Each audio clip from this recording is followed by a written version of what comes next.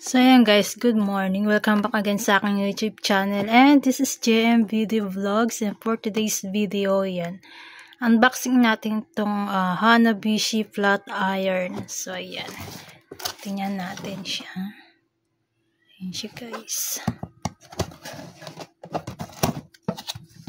Ayan. Maliit lang siya. Ito. And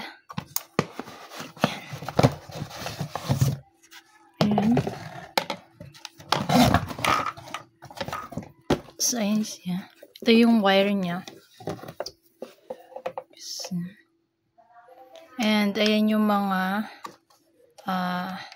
so, yung max and yung minimum niya. So, ayan. Ito kasi guys is nalalagyan ng tubig. So, ayan. Lagyan niyo siya dyan ng tubig. And then, ito yung mga pindutan niya. Yan. Then, tingnan niyo siya guys. Ayan. Diba? Ang cute ng kulay. Kasi hindi siya tumidikit sa damit. So, kung nangangamba kayo na yung ibang plancha is biglang uminit and then didikit siya dun sa mga masisela na tela. So, siya hindi. Ayan. Ang cute ng kulay. Favorite color ko pa. Siya guys. Ganyan lang siya kaliit. So, saktong-sakto lang. Para dun sa mga damit. Ayan. Pipindutin nyo lang siya dyan. Ayan.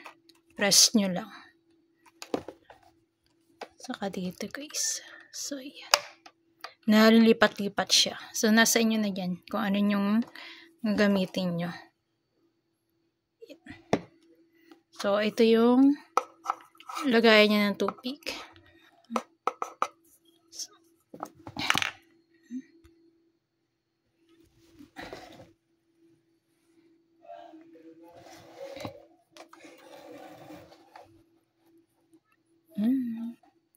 So, ayun lang guys. Share ko lang.